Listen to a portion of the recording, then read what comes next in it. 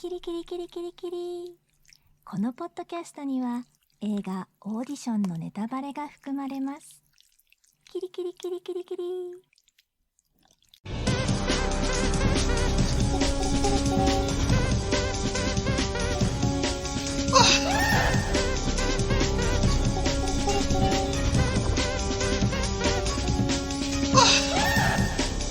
This is Diabolical, the comedy podcast where four long-suffering friends dissect films' most dastardly schemes, then try to improve them.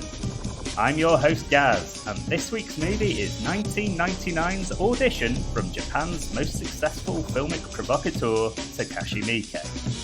So, Peril Pals, make yourself a list of 30 potential romantic partners, stock up on cheese wire, and for the four in attendance and the tens of billions listening at home, let's get diabolical!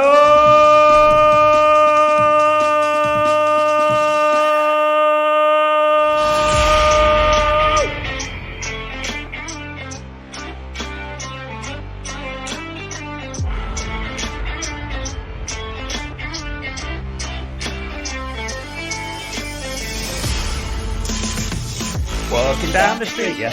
Walking down the street, yeah. Just smiling at my shoelaces, oh my darling. Walking down the street, yeah. Walking down the street, yeah. Now I'm smiling at my baseball cap too. Walking down the street, yeah. Walking down the street, yeah. Just smiling at my shoelaces, hey yeah. Walking down the street, yeah. Walking down the street, yeah. Won't you join me? You're smiling at little things now. Hello and welcome to this week's pod, on which I am joined by the panel of peril who will compete at the show's close to see who can improve upon the villainous plan of the week the best to win points for our Season 3 leaderboard in the show's competitive round.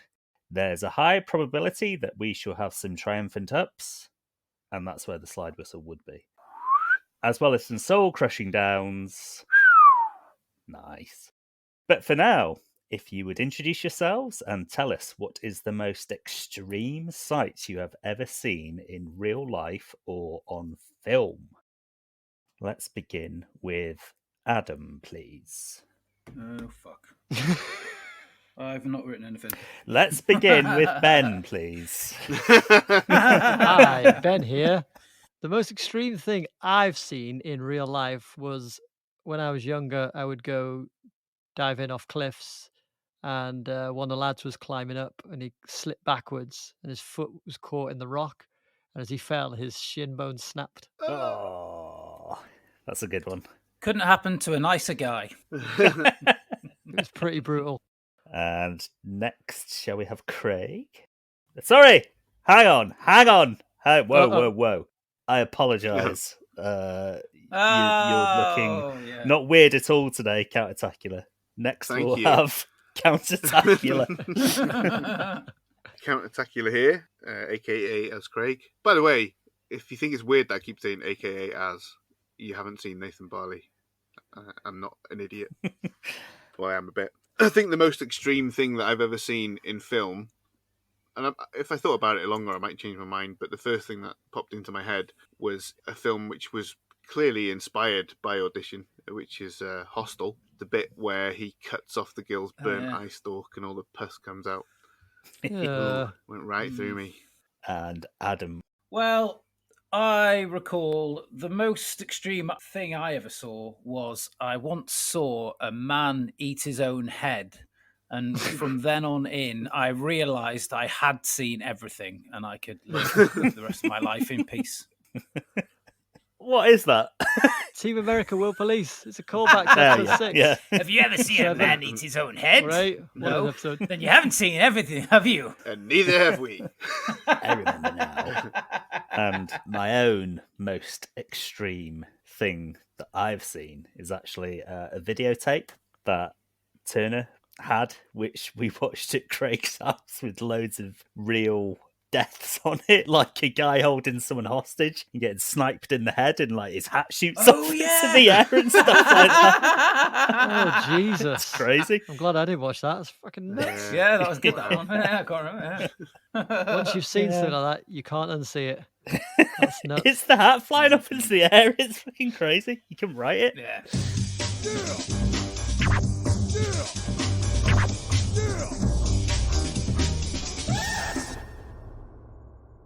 Audition, directed by the incredibly prolific Takashi Miike, was released in 1999 to reviews that called it truly shocking, as in variety, unbearably devastating, as in sight and sound, and one of the most iconoclastic horror films of recent years in The Hollywood Reporter. Now, I looked up iconoclastic in a dictionary. Pushing boundaries, it said. So, yes, indeed, I can confirm that Audition is indeed iconoclastic. The film tells the tale of a widower named Shigeharu Aoyama, who has raised his son Shigehiko, and started and nurtured his own film production company, but succumbed to the loneliness that can be inherent in big city living. Meeting the charming young Asami Yamazaki through very duplicitous means, the first 2/3 of the film are light-hearted, but the final act takes a massive turn as the single dad gets a heck of a lot more than he bargained for, as Asami reveals her true psychopathy and tortures him in sickening detail. I very much doubt that anyone has ever described Audition as fun, but it is a genuinely interesting, well-made, and disturbing piece of filmmaking that has to be seen to be believed if you can stomach it. So, do we want to discuss the film, or should we just go straight to the plans? I think it would be a severe break in our format if we just glossed over it. Yeah. And it wouldn't be fair to such a good film. Yeah, and my immediate impression of it was I regretted watching it alone at midnight, because by the time it finished, I was looking in the other rooms and, hiding under blankets and such. It got me. It is horrifying, but I wouldn't say it's not fun. Thinking back and looking back on it again, and I rewatched the trailer yesterday, and there are a lot of fun things in it, that we'll probably get into later. Just really clever horror ideas. I say the first one that springs to mind is the first time that the sack moves when the phone rings. Amazing. Yeah. I would watch it again. I think it's really clever, and the first time you watch it, and you can never recapture this, but the shock of the change in tone. Yeah. The trailer ruins it, by the way. The trailer shows you all the stuff after it. I never watched the trailer, luckily. Yeah, I watched it after the film, so Oh, okay. it was good. But obviously I knew it was a horror film going in. But even then, I think it's got a lot of rewatch value, and I think a lot of elements of it are quite fun. I think in some ways it's kind of meant to be funny. Or at least I felt parts of it were. No, absolutely. Yeah, it's purposely done that way. Yeah. So yeah, for me, it was, like you say, guys, it's a film of two halves almost. Mm. Like everything at the top half is set up like a typical Japanese rom-com. That's exactly, if you watch a proper Japanese romantic comedy, you'll get it. The setup's almost exactly the same, even down to the music. Okay. And then, like you say, maybe it's even the midpoint twist where it starts to spiral, and then suddenly you're in this kind of like this twisted tale. I don't know if it's revenge is what she's after, or what it is, but you're in this kind of twisted tale. And I loved how the director opted for realism in the way that it's shot and the way the sounds that you hear. Like when Aoyama-san is having the conversation with his friend in the bar, you hear the shake of the cocktail shaker over their conversation. And it just makes you feel in the moment, because that happens in real life. People aren't silent for your conversation, right?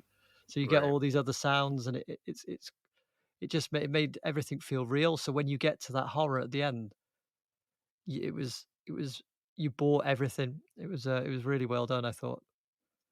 I didn't care much for the gore, but that's a personal thing. But overall, I thought it was a fascinating bit of storytelling, and I probably would never have watched it if it wasn't for your recommendation. So thank you. Good, I'm glad you liked it. I thought you would be the one who definitely wouldn't like it, so that's a pleasant surprise. I appreciated the gore. I love a well done bit of gore in a film, because you learn at a pretty young age that this is cinema, it's not real, and I differentiate between them quite easily. It still shook me, don't get me wrong, but I was also appreciating the craft. I was looking at it going, oh, how have they done that? That's really good. What of you, Mr. Turner? What of you? I'll start with my last note that I made, and I just put, I'm so glad we didn't do this recording straight after watching, because I can't even form a sentence.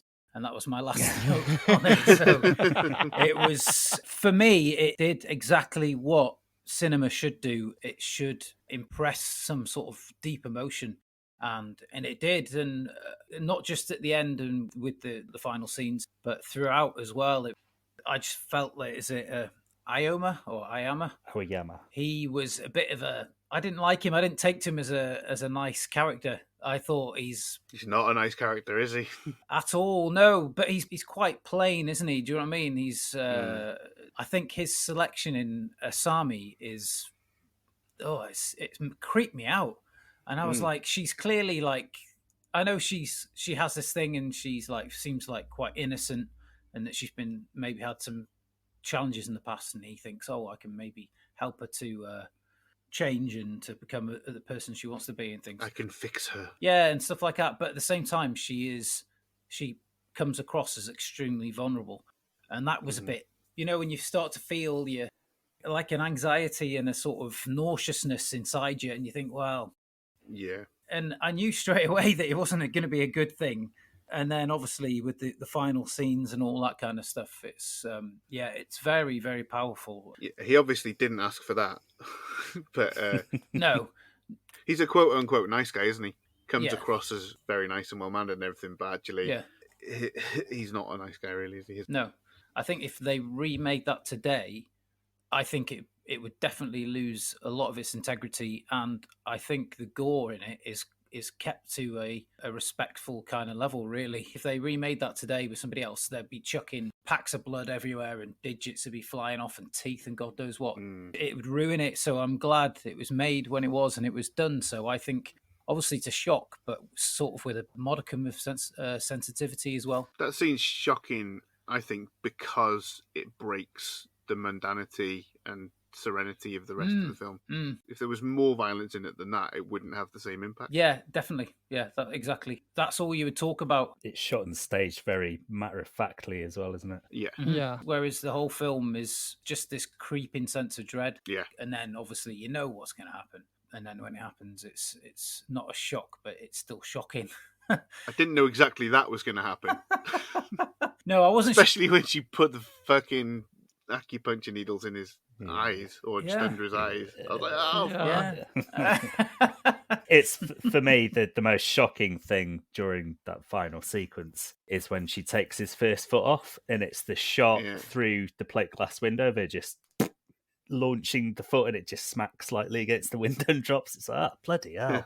But it's barely anything to her to just take your guy's foot off with some cheese wire. Yeah. It's interesting that you say about the gore being surprisingly sort of dialed back and almost tasteful, which I agree with, but Takashi Miike in a lot of his other films is proper full-on crazy amounts of gore, particularly in a film called Ichi the Killer. Yeah. Oh, yeah. The dude from that was in this, Jun Kunimura. He's the same guy who's the boss in Kill Bill. When Ishii cuts his head off. Fucking, I love that guy. He's the guy in the bar who tells him to do the audition. Okay, yeah. Yeah. As for my general opinion on the film, much the same as everybody else. It's by far Miike's best film for my money. He's a very hit and miss, sort of quite straight to video director on the whole, with a couple of exceptions. Ichi the Killer's worth a watch just for how extreme it is. Yeah. Blade of the Immortal is an excellent supernatural samurai film. And Happiness of the Katakuris is worth a watch because it is the craziest zombie musical you've ever seen. So those are some recommendations. He is one of those Japanese directors that's really broken through to the West, though. Like, if you ask Westerners which Japanese directors, they'll probably say Takashi Miike and Pete Takeshi. They're like the first two that they know. So I think he's done well for himself. Maybe just because he's so prolific. Kurosawa. Well, maybe Kurosawa, but I think only film students, probably. I'm talking about your sort of general audience. Right. But yeah, he does have a following, yeah. Yeah. I think this was one of the films that helped him get that, actually. I would think so. I'm pretty sure this was his breakthrough in the West. Yeah. I think it did well in Cannes, if I remember rightly. Have they remade it? No, that they planned to, there was an actor attached, I'm sure. How ironic. Was his foot still attached?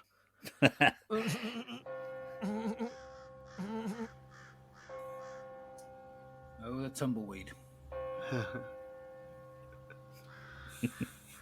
Speaking of films that have been remade, the main guy in this was the guy from The Grudge, remember? I don't Was he? remember it that much. Ryo Ishibashi, I think he's called.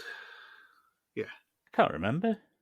Because it's loads of like vignettes, basically, The Grudge, isn't it? I can't quite remember. Yeah. I only watched them recently, but I watched like 6 of them in a row, so I can't quite remember any of the characters. Yeah, you're right. He's in The Oh, is Grudge it? 1 and 2. Okay. Yeah, I haven't seen the second one. The second one's really good. Is The it? second one was the last one I watched for some reason. And obviously Ring and its remake, which I also love. They're not as good as The Ring, is what I would say, but they are very good.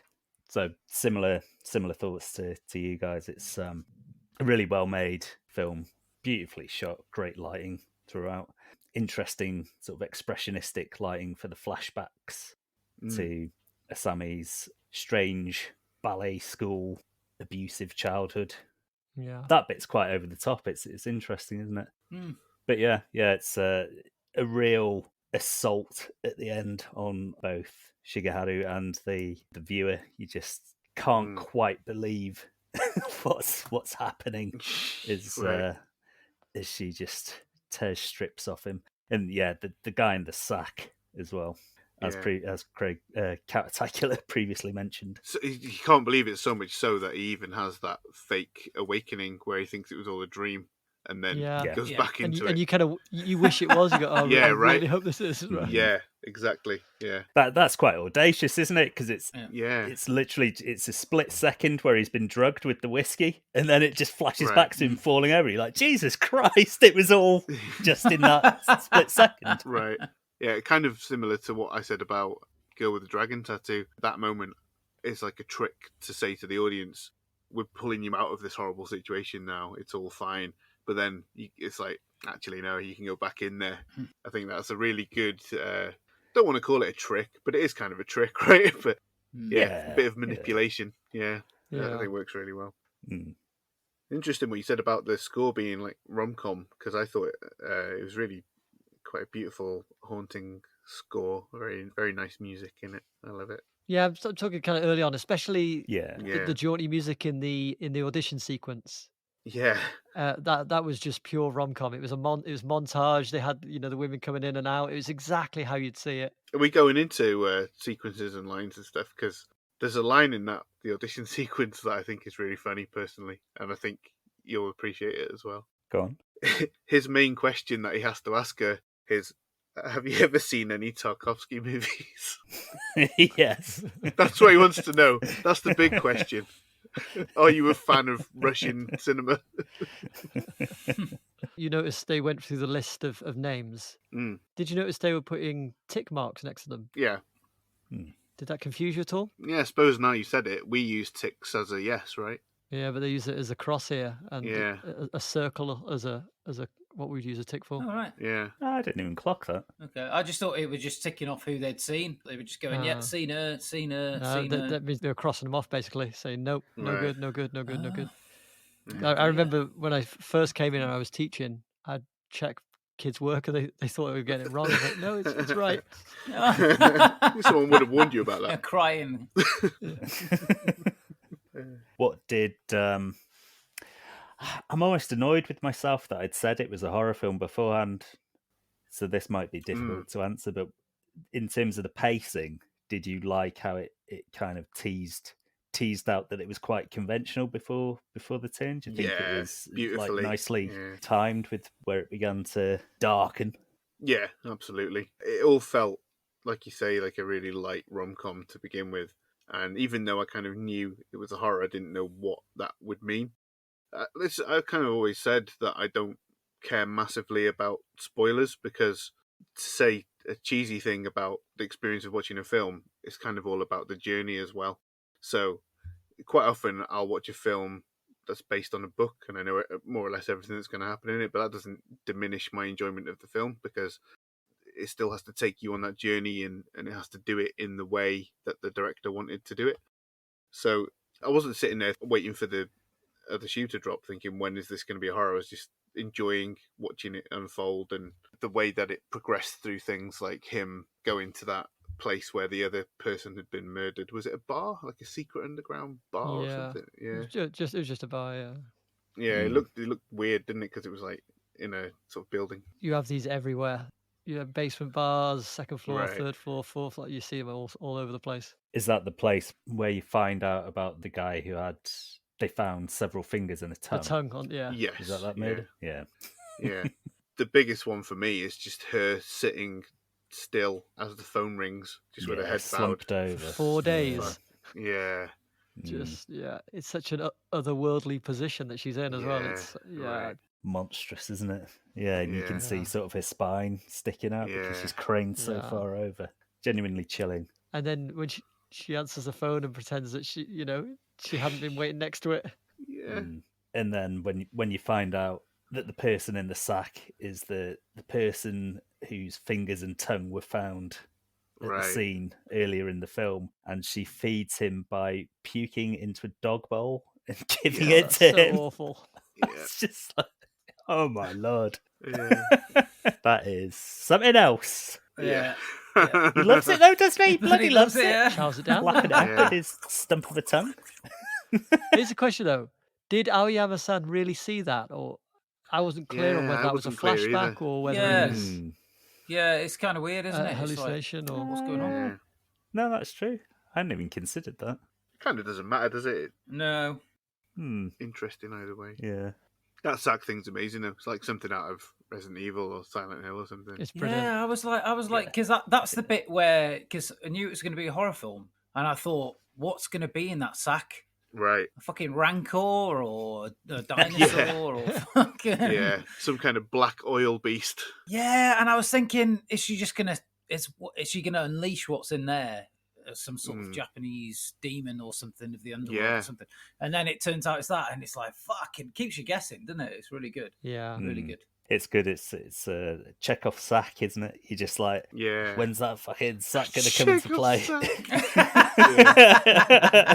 That's what he used to say to his girlfriends as well, Chekov, because here comes the Chekov sack. I was kind of surprised actually as well. Like you say, Turner, I almost wondered if it was going to have supernatural elements, and then when it didn't, I was like, oh, okay. Because, obviously there's a lot of Japanese folklore around monsters, demons, ghosts. Could have been anything like that. Yeah. And in a way, because I didn't know what was coming, I felt like I got that experience out of it as well, if you get what I mean. Like, just the anticipation of it being supernatural was enough. So, great. Loved it. Yeah. Good. I'm pleasantly surprised that everybody loved it. My favourite sequence, is that what we're doing now? We are going through favourite sequences, I think aren't we? we've kind of Tripped spilled into over that, into it, haven't we? Yeah. Yeah. Well, my favourite bit is, I don't know whether it's done on purpose or not, but it's when he goes to meet her old ballet teacher in that ramshackle studio, and he sat there for ages, and again, it's like one of those things, is he dead? Is he going to turn around? His eyes are going to be missing and all that kind of stuff, and it's like that tension again, it ratchets it up, and then he turns around, he's like just a geezer, isn't he? Well, he's got dead feet. Yeah, he's coming across the floor on the wheelchair, and it sounds like it's violins. When they're like that mad violin they play in some horror films. It's the rubber on the floor. It makes that noise, and I was like, that sounds like it's like it's like an ominous motif sort of thing. And I was like, I really like that. I don't know whether that was purely by mistake or whether he went, we'll fucking keep that in because it sounds creepy. But I loved it. Yeah, they were prosthetic feet, weren't they? Yeah, they're freaky as fuck, aren't they? Yeah, horrible. Favorite sequence, Ben? I think we've covered them. Yeah. It was for me. It was probably it was probably when she's waiting by the phone, and then you see that sack move. That was fantastic. I like the lightness of the audition sequence. That was fun. Yeah. And because I did know it was a horror, I thought this is like too good to be true. When's the turn coming? And so, like Craig says, it was the anticipation. It's like something's coming, but when? So that made it quite fun. Yeah. The reaction of I forget the guy's name now. The friend, Aoyama-san's friend, Yasuhisa. Yasuhisa. Yeah, when Aoyama-san's been waiting to talk to Asami the whole time, because he'd read her letter before and he was just like waiting for her. And so, yeah, as Craig says, he starts going really deeply into these questions. And he'd been asking all the other ones very light, kind of random questions, but he starts talking to her about the ballet injury and saying, giving this really heartfelt opinion. And it's the friend just like side-eyeing him, which made me laugh. Yasuhisa just go, what? Yeah. Karataka, do you have any favourite sequences to add? Yeah, as I said quite early on, mine again was the one where she's waiting by the phone, but I've singled out a few other just bits of style that I really liked. One of the earliest ones being when Shigeharu is reading Asami's application and they cut to the wife in the hospital bed. In the audition sequence, the way the shutters come down is like really ominous. Just kind of sets the mood. The sex scene, the movements are very reminiscent of the sack, I felt. I think that was maybe on purpose. Okay. Quite creepy. People clocking lots of stuff that I've missed here. And it has one of those day-night transitions that Edgar Wright loves, where... Very quick. Yeah. Yeah. Really cool. Apart from that, I just... The feeling that I took away from it, there's a film that it reminded me of structurally, which was A History of Violence. Okay. Yeah, I can see that. It's been a while since I've seen that, so... Yeah. And then my only other note on the film is the end credits music is mental. so weird after all that. I think I just turned it straight off. I didn't even watch the end credits music because I turned it off straight away, and then I was just like hyperventilating for 2 minutes. You've got to see it. It's a masterclass of juxtaposition. You got to go back and watch the end credits. Okay. So what did you lot think of the speech that Asami gives after she's fallen down the stairs, or she's been kicked down the stairs rather? Yeah. She repeats what she says during their first date. Yeah, it's creepy as fuck, isn't it? It's like robotic, isn't it? It's creepy. So what I was wondering was, is that something rehearsed? Is it something like, a little bit like the Joker when he gives that different story each time of his origin in Dark Knight? It ties into the whole audition theme, doesn't it? Yeah. It's like a prepared piece that she would do for a read-through for any audition. Exactly. But her audition isn't for the film. She doesn't care about that. It's for every time she wants a new man to kill. Yeah. Yeah. No, it's like a default setting, isn't it? I wasn't sure. Is it showing, like, despite that she's this sort of sadistic, crazed witch, that she's actually still, there's an innocence beneath her, and then in the end, that's what comes out, sort of thing. She's sort of obviously at her weakest and stuff, so I guess she's trying to foster those kind of feelings, I guess. But at the same time, I couldn't help but feel a bit sorry for her a little bit as well, and I thought that's why she said that, because maybe it was her better nature, but what got the better of her was the abuse, essentially, and that's what turned her. There's a sense of regression about it, isn't it? That she's quite childlike at the end there, even though she's presumably her neck's broken and she can't move. Right. Yeah. Even though she is monstrous, you understand and empathise with why she is the way she is, and I think Shigeharu does as well in a way, because they're both just sort of, it's their heads essentially just poking through the doorway towards each other, isn't it? I'm sure there's a deeper meaning there. Their bodies not being in frame. Probably something to do with feng shui, energy blasting the head. That'll be it. I think that's a really good interpretation, and I love that it's ambiguous. Yeah. My favourite sequence in the film is very specifically the acupuncture sequence of the final torture sequence. It's the little kitty, kitty, kitty, kitty, kitty, and then what does it actually mean, Ben? What's it translate? So that's my favourite line, actually, just by coincidence, and it's because she does it so cute. It's a Japanese onomatopoeia, and it means to it just means the sound of working something into something, like almost like boring in or drilling in. Kitty, kitty, kitty, kitty, kitty. Yeah. So it's presumably to do it in real life, it would be to soothe someone. I don't think so. I don't know. Japanese onomatopoeia is used so frequently here. Like, now I'm on the spot, I won't be able to think of one, but like the sound of rain is zaza, or it's just used in normal conversation Mm. quite a lot, and especially often when you're talking to kids. So they say there's a kind of immaturity about Asami. Perhaps that's part of that coming through. It's something you might say if you're playing with a kid and like you're playing in the sand and you kind of you I don't know, say you've got like a a flag to put in a sandcastle. You might They do it mention like one that. in Scott Pilgrim, don't they? For Pac-Man. Paku. Paku. Yeah, that's one. Yeah, Paku. yeah. Yeah. Yes, that's interesting. It's quite disarming. Yeah, because it's a really cutesy, kawaii sound. Yeah. Yeah. And she's already very much emphasised that Shigeharu is completely incapacitated, but his nerve endings Yes. are able to feel everything. Does she say they're heightened? His nerve endings, or is it just that they're normal? I can't quite I think they're recall. just normal, but Normal. be excruciating anyway. And the way he writhes, his performance in that is brilliant. Like you feel every bit of it. Yeah, because she said, I watched in Japanese without subtitles, and she just says the way she says, "You won't be able to move, but you'll be able to feel it, of course." Yeah. It's like really matter of fact. Yeah. No, they got that spot on in the subtitles. Yeah. In Audition, Asami Yamazaki takes part in a film audition, which has also secretly been set up to double as an interview for a prospective new wife for widower Shigeharu Aoyama. Unbeknownst to the lonely widower, Asami has the unusual habit of torturing male victims with acupuncture and the forceful removal of various appendages.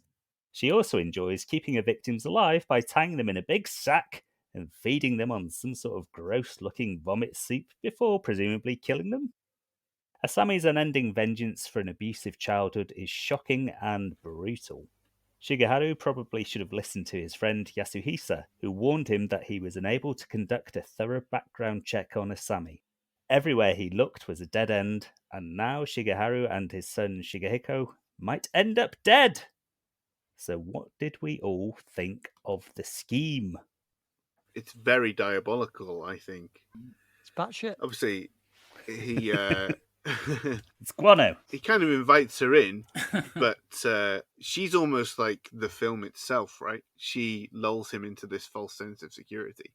She presents him with an idealized version of a stereotypical, idealized, quiet little housewife that he can Very subservient. very subservient, have his way with. We didn't really go into it in detail, but I wanted to ask you about the manic pixie dream girl trope when we did Scott Pilgrim, and just the concept that they have no inner life, and the fact that he initially invites her to this audition for a film that doesn't exist is almost the perfect metaphor for a man thinking, "Oh yeah, I'll invite her for this audition, but she doesn't need a life. She'll just become my wife, and then she'll forget all about this stupid ambition of hers." So yeah, I think that the way that she brings men in is quite clever. And, she's been getting away with it clearly for a while. So, yeah, I think she's doing quite well myself. Ben? Yeah, no, I totally agree. It doesn't explicitly tell us how many times she has done that, but you assume it's a few. Like you say, she's very clever the way she lures men in, and she's able to play the part of this, like I say, subservient female.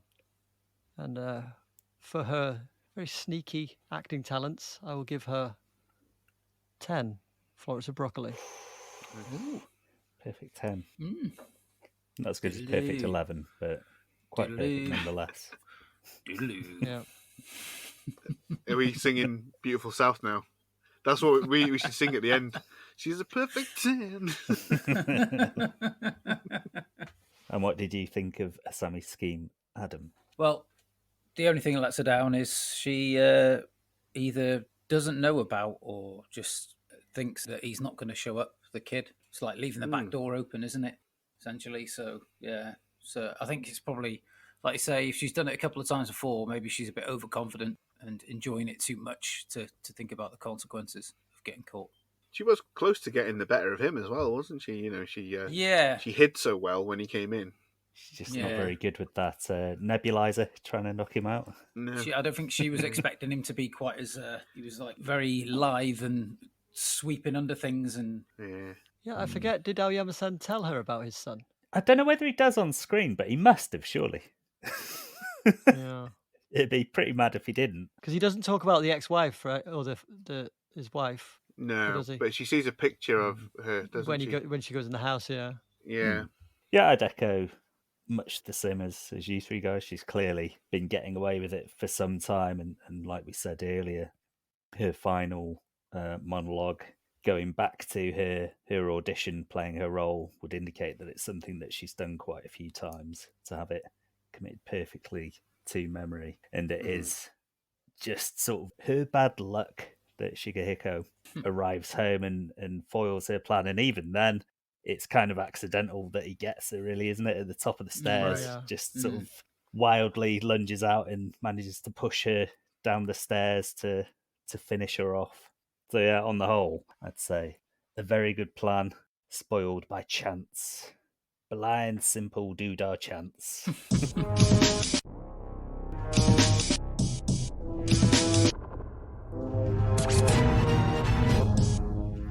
Just before we move on to the competition style round, we would like to thank you very much for listening to the show so far. But please Thank do you. remember... Oh, you're welcome. But please remember, if you Arigato. like what you hear each week, please subscribe, leave us a 5-star review, and follow us on Apple Podcasts if you're on there. It really is the best platform to help us grow the podcast, and all of you Peril Pals play an important part in that process. We haven't had any reviews on Apple for quite some time, so please do us this solid. It really does make us more visible on there. If you aren't on Apple, rate us on your provider of choice and follow us on socials at DiabolicalPod.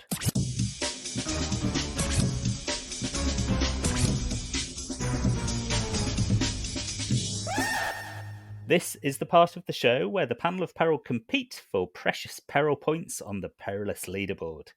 Each member gets 1 vote, which will equal 1 point on the board, but you cannot vote for yourselves, you little roasted oysters. How can we possibly improve upon Asami's scheme to relive her childhood trauma as a form of therapy is my question.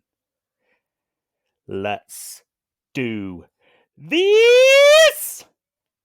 That wasn't so bad, was Son of it? a bitch. Yeah, it I was turned you down It was. just as you did it. It was worse than Asami sticking frickin' needles in a guy's eyes. I reckon we've all got the same plan, by the way. Oh yeah, Okay, I reckon. interesting. No chance. Right. I'd be surprised. First up, can we hear Adam's plan, please? Oh, good lord. If only I had written one. Oh. Here comes Well. his coffee-fueled nonsense.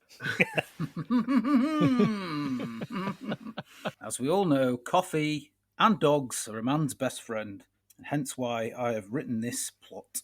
Yeah, I told you we had the same plan. What do most people who have been terribly wronged to do with their lives when they've got this overwhelming burden of emotion, of negative emotions? Well, they become artists. You take your pick of which artist you want. Some people do it all. So Asami finds an outlet in being an artist. First of all, she begins to pen her emotions into haiku. Maybe we have all got the same plan then. Use my pain for good. Will not let others suffer. No one else again. Just one. Acupuncture time. No, not behind the eyes, mate. Just on pressure points. Causing others pain. It's not cool. Stay in school. Word. Stop, look, and listen. But that's not enough. No, you need a seasonal reference as well. Yeah. Oh. I'm a published haiku author, I'll have you know. I was published in the Oscar Brunellian Book of Haikus, so eat my dust. Me too. Yeah. Yeah. Don't think I would. Yeah. No, you Me were. neither. Was I I? still remember my haiku as well. I don't remember mine, but I remember Gal's having one. No idea. Right. As we digress a little bit. However, haikus do not fulfill Asami completely. So she decides she will give performance art a bit of a whirl.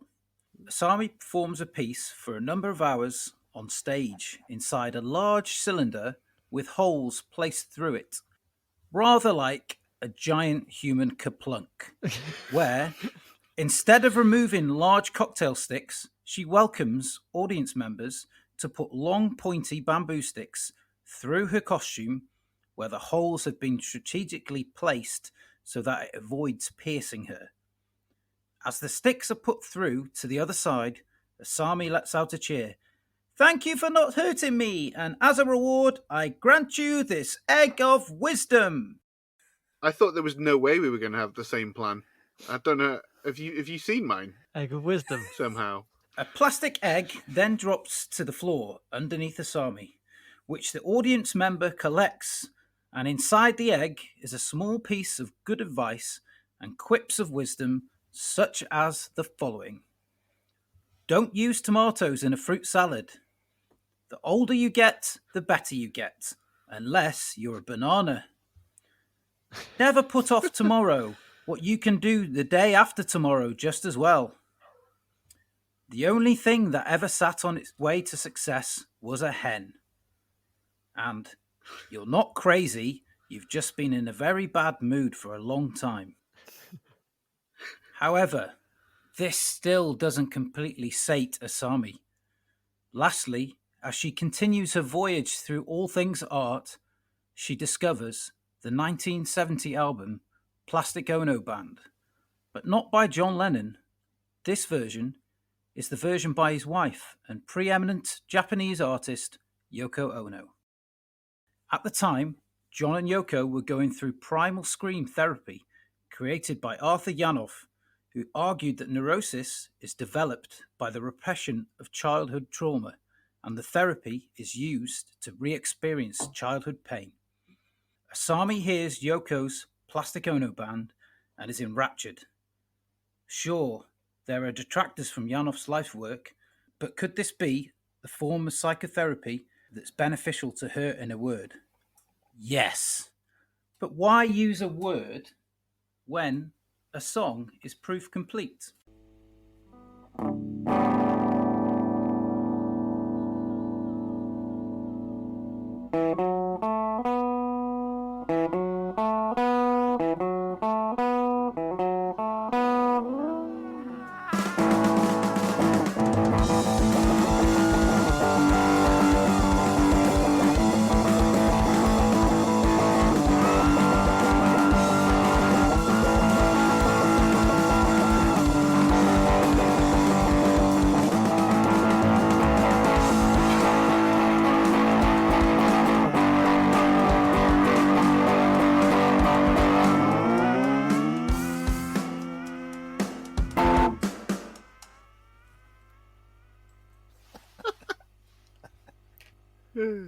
Finn. That's all my own composition, by the way. Oh, was that you screaming? Yeah.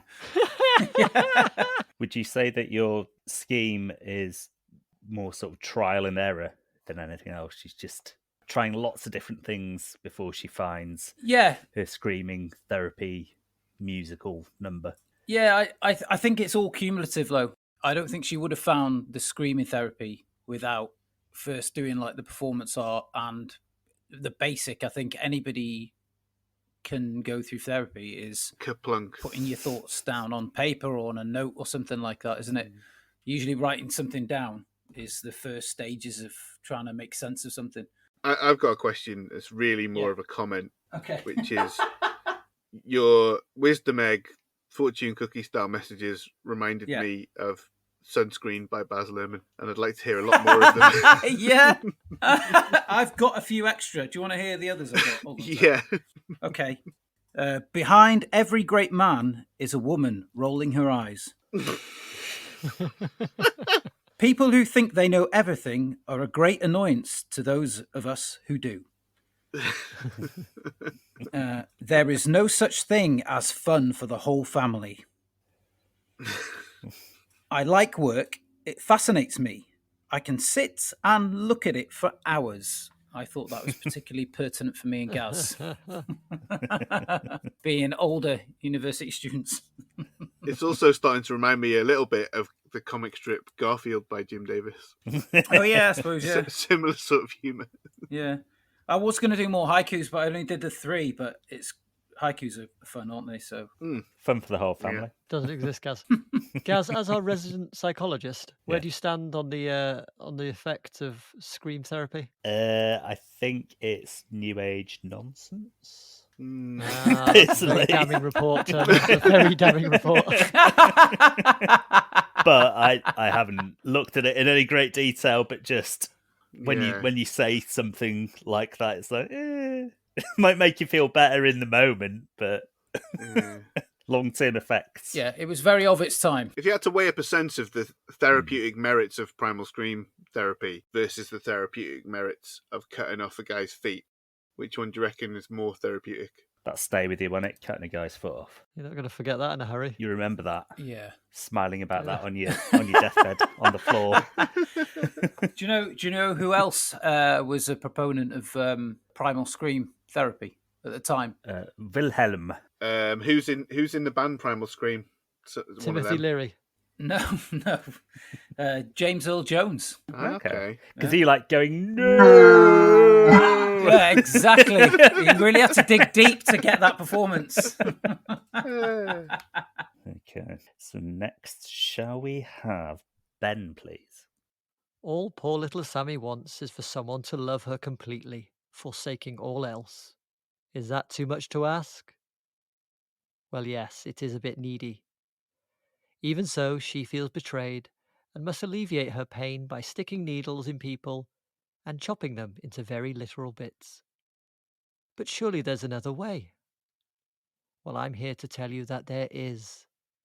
This time, when she enters Aoyama-san's house, instead of killing the poor beagle, she looks into its big, doughy-woey, cutie-wooty, lickle-lickle, moisty-woisty eyes and sees love, pure and uncompromising. She remembers a TV show, one of those variety ones where people watch each other eat and pull mildly amusing faces. Recalling them talking about the therapeutic value of animals, she leaves the house and beelines to the nearest pet store. She walks up and down the aisles, wondering what kind of animal would suit her best. The dogs are super kawaii, but perhaps too much responsibility for a first-time pet owner. The clerk suggests a hamster. It's an ideal starter pet, she says. Asami decides to buy one as it reminds her of a furry, wiggling tongue. She names it Bero. Back at her apartment, Asami couldn't be happier. Life with Bero is sweet, and she hasn't wanted to lop off anybody's body parts for ages. But one day, she lets Bero out for some exercise. She puts him in his ball thingy and lets him go. She slumps on the ground for a bit, and when she comes to, she sees her pet hamster repeatedly bumping into Sack Guy. Mistaking Bero's lack of control for betrayal, she squeezes him until his little black eyes pop out. Then she uses dental floss to detach his little hamstery feet. Never mind, Asami, we all make mistakes. Undeterred, she heads back to the pet store. Feeling more confident and no longer a first-time pet owner, she buys that dog she's been longing for, a toy poodle, and she names him Ashi, due to his striking resemblance to a hairy severed foot. Sadly, Ashi is badly mutilated after sniffing the nether regions of a flirtatious chihuahua while out on walkies one day. Asami is despondent. She even considers going back to her old ways and just carving people up again. But in a show of remarkable self-restraint, she decides to give pet ownership one last try. At the store, she wanders the aisles wondering which of the adorable living creatures for sale she should choose this time. They all look so fragile, she thinks. Maybe I should just give up. Then she notices a blue room filled with fish tanks tucked away in the far corner of the shop. She goes in and immediately feels calm. The bubbling water, the cool color tones. Yes, this is just a ticket. She stares at the brightly colored fish. They have a certain kind of beauty, she thinks. But do they have the capacity to love? Probably not. Suddenly, something catches her eye. Squeezed tightly beneath a rock formation is an octopus. She calls over the clerk. Does this creature have the capacity to love? She asks. Sorry, what do you want to know? She repeats her question. I don't really... It has 3 hearts. Asami smiles and purchases the octopus on the spot. She names it Kirihanasu because its resemblance to a severed head, and takes it back to her modest home. Life with Kirihanasu is magical. He has no feet to speak of, so Asami doesn't feel triggered, and he can't betray her with others because he lives alone in a fish tank. But best of all, when she gets the urge, she can squeeze him as tightly as she likes, and he never ever breaks because he has no bones. Could you not pop him like a balloon full of ink? I think that's impossible. Yeah, they can squeeze through tiny gaps. Ridiculous Pie, gaps, can't yeah. Yeah, and Old Boy has a really hard time eating one, doesn't he? they? You can't just bite through it, can you? Right. I hate that scene. They can also predict World Cup results, of course. Yes. Yep, so that's an Yeah. added bonus for Asami. What does Bero mean? The hamster's name? Bero Bero? means tongue. Oh. I assumed that it did. Ashi means foot, I thought Ashi meant leg. and Kirihanasu means decapitated or decapitate. Yeah, she's got a real sense of detachment, hasn't she? Ooh, he's done it now. He's bloody done it now. He's put the bloody cat among the pigeons. Ding, ding, ding, ding, ding. Yeah, it's foolproof, isn't it? Checks out to me. Emotional support animal. An octopus. And a kind of unkillable octopus. Yeah. I mean, there are ways you could kill one, I'm sure. Oh, yeah. Should we sit and have a brainstorm? Just hit it with a hammer loads of times. I'd kill it. Burn it. Leave it out of the fish tank. Kick it into a big pile of mud. Squeeze a Jif lemon into the fish tank. Put it back in. What else could you do? Pour cooking oil on it. You don't need to cook You it. could guillotine it if you do it quick. Oh, nasty. Did you say Jif lemon or Sif lemon? Jif. Either would work, I suppose. He's going old school. Yeah, actually, the reason it's called Sif, it used to be called Jif, the cleaning product, is that, so in America, the cleaning product is Jif, but over in the UK, Jif lemon is also a pancake condiment, which is like lemon juice, and you Yeah, don't that's want to it. get those mixed up. Yeah. No, you don't. So there you go, international audience. Don't say we never give you nothing.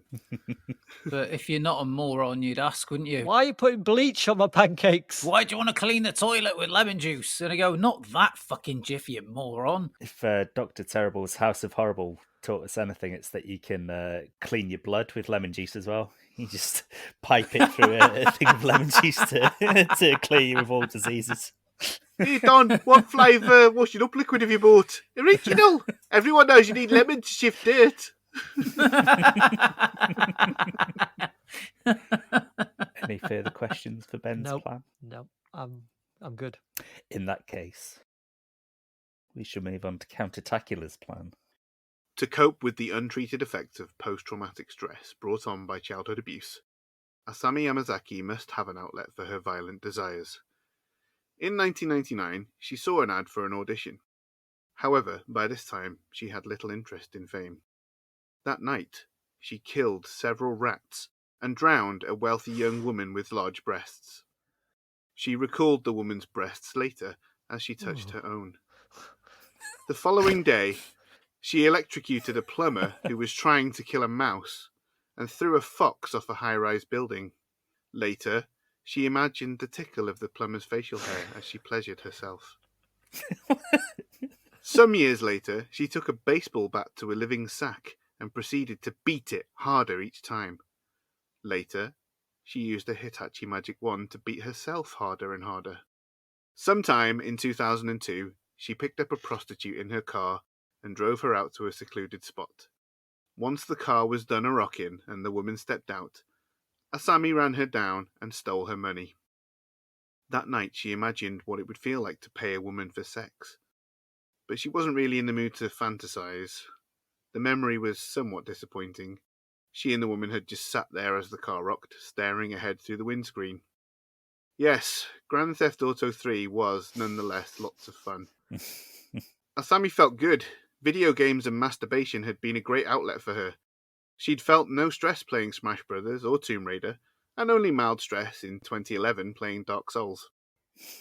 One day in 2020, after taking a piss on her ballet instructor's unmarked grave, she went home and played Ghost of Tsushima for several hours, smiling the whole time. That night, she wrote a haiku. Holding the joystick, I dance away from his touch. The action button. You know, you like me to boil these down for you. So her therapy is playing violent video games and masturbating. That's what I was going to say. Yeah. Wow. Which is that's the reason I don't go around killing men. It's the only reason. I've written video games and wanking is what I've written there. That's very succinct, that, yeah. I've just got 2 comments, if you don't mind. Sure. One, no stress from playing Tomb Raider. Mm. That's bullshit. Well, because the only reason she plays Tomb Raider is the same reason that Simon Pegg plays Tomb Raider, which is specifically to drown Lara Croft. Right, okay. So there's fine. no stress in it for her because she's not trying to Fine. win. All right, fair point. And the other one, I'd just like a little bit more detail on those large breasts, please. Well, they're quite angular, kind of blocky. What kind of areola do they have? They don't have any. We'll stick some pictures in the show notes. No areolas, no nipples. Just a kind of a dodecahedron. Ooh. You said she didn't have any stress playing Super Smash Brothers. No, So she obviously hadn't played Super Smash Brothers with you. no.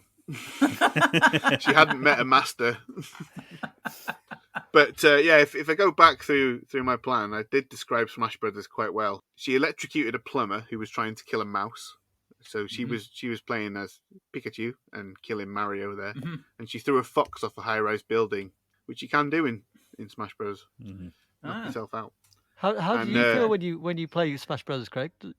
You zen like? Yeah, the only reason, as I say, that I haven't been a more prolific killer is due to getting out all of my violent desires by playing games like that. You know, beating mascots to death and throwing them off platforms. Taking a baseball bat to a living sack. You might recall you can do that in Smash Bros. Melee on the GameCube, where you just twat the sack and it goes off. Yeah. But I also remember you flipping the fuck out when you lost. I don't remember losing. I remember frequently kicking all your asses. It was you used to get quite cheesed off when I used to play as Pikachu and do the Pika and get the lightning. You fucking stop doing that. It's not because of the game element of it. It's just having to hear the noise over and over again. Pika! Pika! Proper like grabs it and points. Would you have been playing Mario Golf by any chance? You can't kill anyone in Mario Golf. Yeah, but she can annoy people by saying "down with" and kiss my crack. Oh, it's really just like practice, but it really sounded like kiss my crack. It did. Right, you got to bring us home, oh host with the most. Asami was traumatized during her childhood. She strafes the curvature of the cycle of violence, and as a result there can be no breakthrough, no closure, no solace. Though the simple everyday act of slicing off a fellow's foot with some cheese wire may bring her joy in the moment, it is ultimately meaningless. She sits slumped in the hallway of whoever's home she has recently mutilated in existential agony. How many appendages will it take for me to overcome my own PTSD, she thinks. I believe that I have a solution. Art therapy. It's unusual. Nobody's had that so far. Interesting that I should come up with that. Art therapy is particularly helpful to people who have taken on trauma from childhood or adulthood, as it allows them to create something that expresses the deepest depths of their psyche and can also help reconnect participants' bodies to a specific physical sensation and help disassociate from physical trauma. Knowing that last fact, I would recommend Asami take up the art of ice sculpting. Do you know the tools that are required to be a successful ice sculptor? Chainsaw, pick, small knife set, and cheese wire. Just imagine, if you will, a beautiful ice sculpture of a swan, or a dove, or a penguin, or a flamingo, or a robin redbreast, or perhaps a piano? Ooh. Yes, a sculpture of a piano a la the old man in a wheelchair who burned her thighs and God knows what else as a child. Asami would take her time carefully carving every pedal, key, perhaps even string if needs be. Then once her masterpiece of modern art has been completed, she could make like Gallagher and smash it the fuck up with a sledgehammer. A far more healthy way to relive and attempt to purge her childhood trauma but please do not seek out this method in any peer-reviewed journals. That's it. I'm fully on board with that. I think the artist line is an inspired decision, and only geniuses come up with that kind of stuff. So. Piss artist. A little callback to something that you said earlier, Yeah. which is that you said that cutting off a man's foot is something that would live with you. You'd remember it. And I would suggest to you that ice sculpture is possibly the second most transient form of art after a mandala. So you just got to get a massive walk-in freezer to keep it in forever. but you smash it up, it's gone. Well, yeah, but your point about it being a transient piece of art, you're smashing it up no matter what. So it could be a beautiful canvas painting. You're still smashing it up. So they're all transient in this plan. Why not just get a real piano and smash it up? Surely that's easier. Costs a lot of money. Where's the art in that? That's just commerce. I'm talking about art. I think she'd be able to put more of herself into the thing that she makes, right? I think that would have she could more freeze meaning her own piss. You mean? Yeah, exactly. Would she ever be looking to branch out into giant sandcastle making? You know, like the really fancy ones that people make. Ooh, they're good, aren't they? The professional sandcastle building competitions. Yeah. I'd like to think so. But what she'd have to do, she'd have to start pounding the iron, doing stakes and weights, and then she could kick over everybody else's sandcastle and point and laugh at them afterwards. And that would be the destruction part. Yeah. Like, so she would be wearing like a Victorian bathing suit at that point, do you imagine? Yeah, and one of those little umbrellas over her shoulder. Yeah. Yeah, now we're talking. Maybe she could like do little rosy cheeks and the little tiny makeup that's just on the middle of the lips. I'm not sure what that's called. Yeah. But yeah, she could properly go proper, like, freak show is probably too harsh a word, but she could probably go eccentric. Yeah. I think that would be very therapeutic. Yes. Definitely.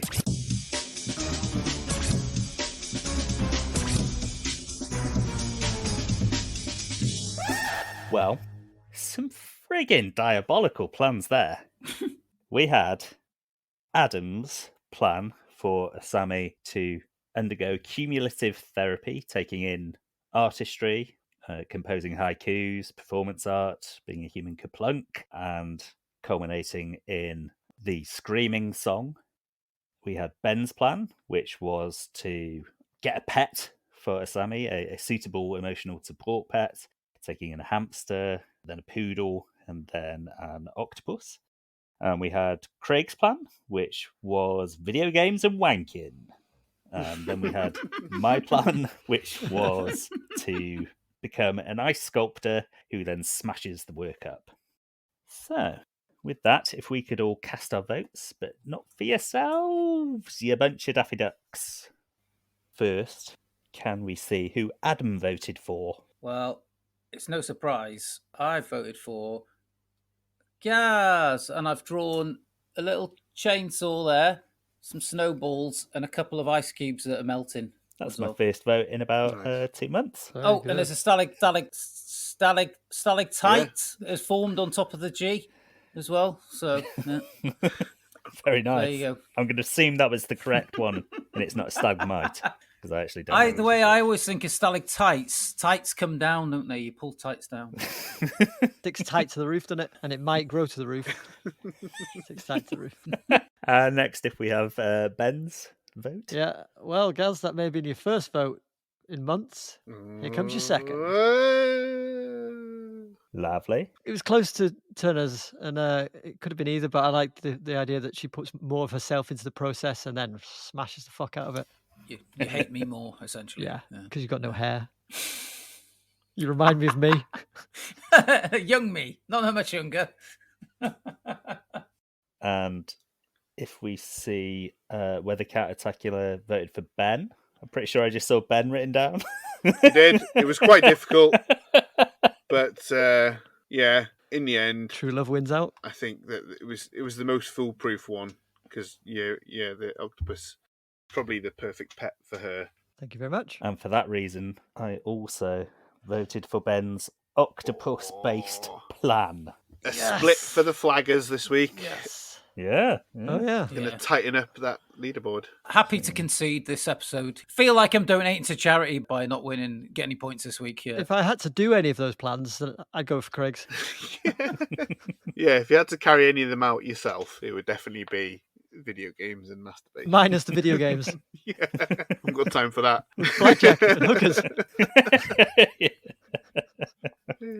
And so, the scores as they stand after 8 episodes of season 3 are: in first place with 11 points is Count Attacula.